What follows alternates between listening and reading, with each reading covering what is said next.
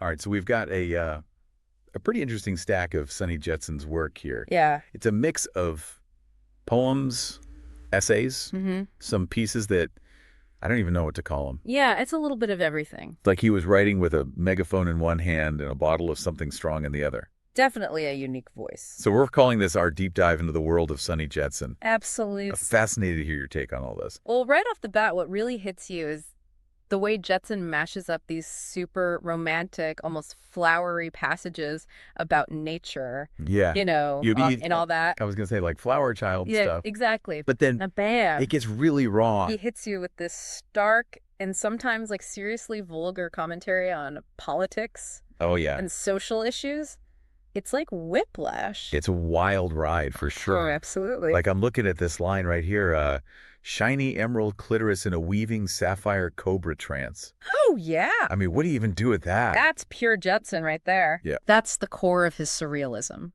He takes a sledgehammer to reality and then glues the pieces back together with glitter and broken glass. So break it down for us. What exactly makes Jetson's work surrealist?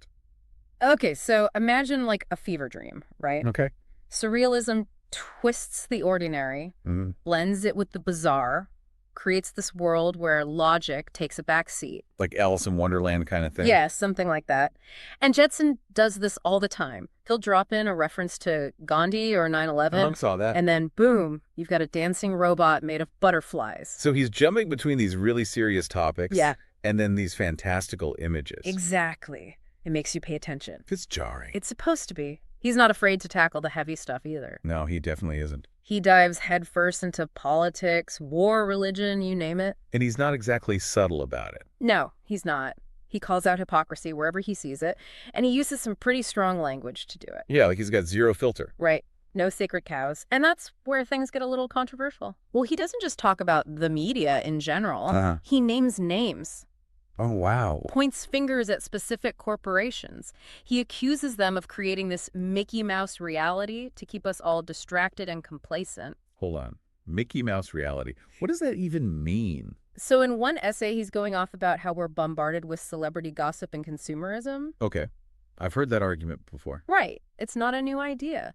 But Jetson's take is that this manufactured shallow version of reality keeps us from dealing with the real issues. Like what kind of issues? He talks about climate change, social injustice, things that actually matter. So he's saying the media is basically a tool for manipulation.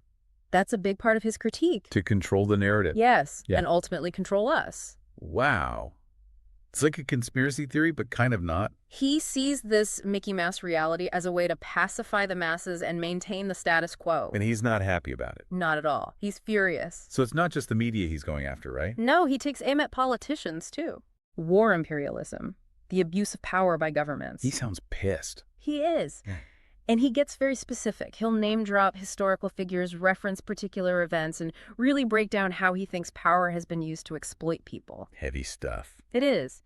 But there's something about the way he writes about it that's just so captivating. Yeah. It's like this raw, unfiltered energy that's both unsettling and strangely compelling. Yeah, you can't look away. Exactly. Yeah. And that's the paradox of Jetson. He can be incredibly abrasive, even offensive at times. Oh, yeah. But there's this undeniable passion, this deep anger at injustice that fuels his work. It's like he's not just trying to make a point. Right. He's trying to shake you awake. He wants to disrupt our comfortable illusions, make us confront these hard truths about the world. I'm starting to get a headache, but I kind of like it. That's the Jetson effect. Yeah. He makes you think, he makes you feel, and he definitely doesn't leave you indifferent. Okay, so we've got surrealism, we've got social critique, we've got anger. Mm-hmm. It's a lot to process. It is. Where does the abstract space stuff fit into all this? Yeah. He mentions it a few times, and honestly, it's a little over my head. Right. Abstract space is like this recurring theme for Jetson. Okay. It represents everything beyond our control, the unknown, the forces that shape our lives in ways we don't always understand. So like fate, Yeah. the universe, karma, that Yeah. kind of thing. All of that. He doesn't really give you concrete definitions, which can be frustrating. I bet. But that's kind of his point. Oh, He wants you to embrace the ambiguity, the not knowing. to just sit with the discomfort. Exactly. Wrestle with those big questions without needing to find a neat and tidy answer. That's tough. It is. And he does this by blending the abstract with the concrete, the personal, with the political, the beautiful with the grotesque. It's like he's constantly challenging our perceptions. Exactly. He makes you see the world through this kaleidoscope of fragmented images and ideas. This is giving me a headache. But a good headache. I think so. I'm definitely intrigued. I'm already wanting to go back and read more of Jetson. That's the Jetson effect for you. He makes Yeah. he makes you feel, and he definitely doesn't leave you indifferent. Definitely not. That's for sure. Okay, so Sunny Jetson is definitely a mind bender. For sure. This wild mix of like hardcore social commentary, but then this almost spiritual, Right. lyrical style. Mm-hmm. Lots to unpack there. There really is, and I think we've only scratched the surface Yeah. of the weirdness that is Sunny Jetson. One thing that really jumps out at me Oh, yeah. is how he writes about women. It's fascinating, isn't it? It's like his deep reverence for the feminine, Yeah, but it's not your typical, Hallmark card kind of reverence. right. It's raw. It's sensual. It's almost like, Primal, yeah. definitely. He sees women as this powerful force Hmm. connected to nature creation, this raw, untamed energy. And he's not afraid to get pretty graphic about it. Oh, no, not at all. Remember that line? Oh, yeah. Shiny emerald clitoris in a weaving sapphire cobra trance?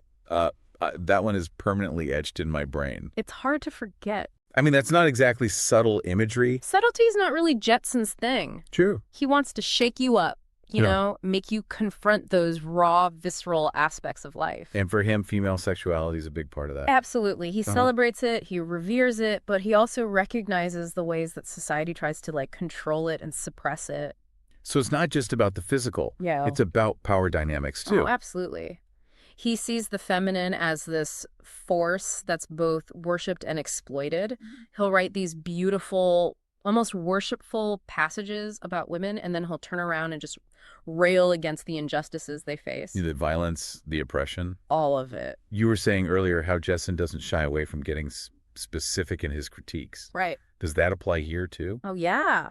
Does he talk about how women are marginalized in a practical sense? He does. There's this whole section in one of his essays where he just tears into the family court system. No way. Oh, yeah. He talks about how fathers are often denied custody, and he doesn't hold back. He calls it a tragic disaster fueled by greed and a lack of compassion. Damn. He really goes there. He does, but even there, I hear that compassion you mentioned. Yeah. It's like he's not just angry about it. Right. He's heartbroken by the pain he sees. That's the thing about Jetson. He's just full of contradictions. Yeah.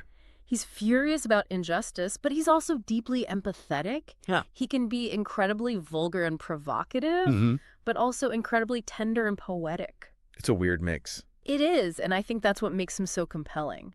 So we've got this fierce champion for women. Yeah. This social critic with a megaphone. Mm-hmm. This spiritual seeker who isn't afraid to get a little woo-woo. Right. Where does the spirituality actually fit into all of this? Good question. What's his take on the meaning of life? Well, for Jetson, spirituality isn't about organized religion Right. or dogma, It's about connecting to something bigger than yourself. So the universe. Yeah, tapping into this cosmic energy that he believes flows through everything. He talks about flow a lot, Oh. surrendering to the natural rhythms of life, letting go of control. Wait, hold it. Surfing Uranus? Did I read that right? You did. What is he talking about? Well, he's not talking about literal space travel, Oh, okay, good. but that's classic Jetson, right?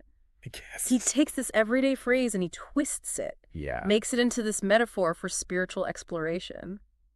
Oh. He's playing with language, pushing boundaries, making you think outside the box. It's like he's speaking in code sometimes. Kinda, yeah. You have to decode the metaphors and the imagery to get to the deeper meaning. Okay, so he wants you to work for it. He does. He's not going to spoon feed you his philosophy. Right. He wants you to engage with it, wrestle with it, make it your own. But it's not all sunshine and rainbows, right? No, definitely not. He talks about going through periods of darkness, doubt, wrestling with his own demons. Oh, yeah. He's brutally honest about his own struggles. He talks about facing addiction, heartbreak, disillusionment. So it's not some romanticized version of spirituality. No, not at all. It's real, it's messy.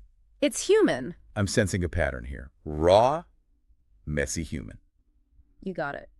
That seems to be Jetson's MO no matter what he's writing about. He embraces the full spectrum of human experience. Yeah. The light and the shadow, the beautiful and the ugly. You make the bad, the whole 9 yards. Yeah. Exactly. And he challenges us to do the same, to confront our own darkness, our own contradictions, and find a way to integrate them into a whole authentic self. So it's about more than just reading his work. Yeah. It's about applying it to your own life. I think so. Yeah, Jetsun is a provocateur, an artist, a spiritual seeker, but he's also a teacher in a way. Interesting. He's pushing us to think differently, to feel more deeply, to live more consciously.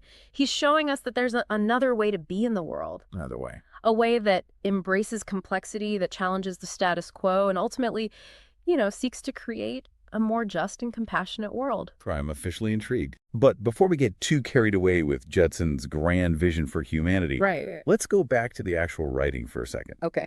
We were talking about that poem that really struck you. Yeah. Death is out of breath. Mm-hmm. Life is full of lights. Mm-hmm. You mind reading it for us? Okay, so from page 13, death is out of breath. Life is full of lights.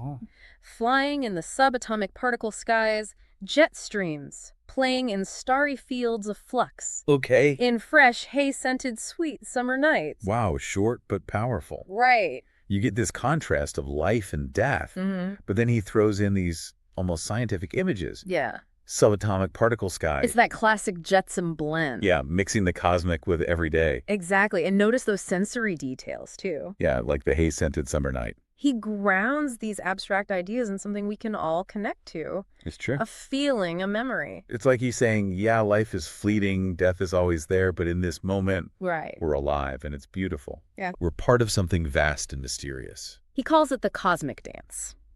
Oh, yeah, I remember that. That's a core idea for Jetsun, this interconnectedness of everything. Mm. We're not separate individuals. We're all part of this web of energy, this ultra-cosmic ocean womb, as he puts it. Okay, the womb imagery is a little much for me, It's definitely out there. but I get the idea. Yeah, He's talking about that feeling of oneness, right? right. Like we're all connected to something bigger than ourselves. And that's where the enlightenment thing comes in, I guess. For Jetsun, it's not about reaching some perfect state of bliss. Okay. It's about recognizing that connection, that oneness, and living in alignment with it. So it's not about escaping the world. Yeah. It's about engaging with it in a more conscious, compassionate way. Exactly. He talks about disconnecting untrue identities, Untrue identities. shedding the labels and roles that society tries to impose on us. I like that. It's about finding your true self, your purpose, and using it to make the world a better place. That sounds great in theory, It does. but how do you actually do that?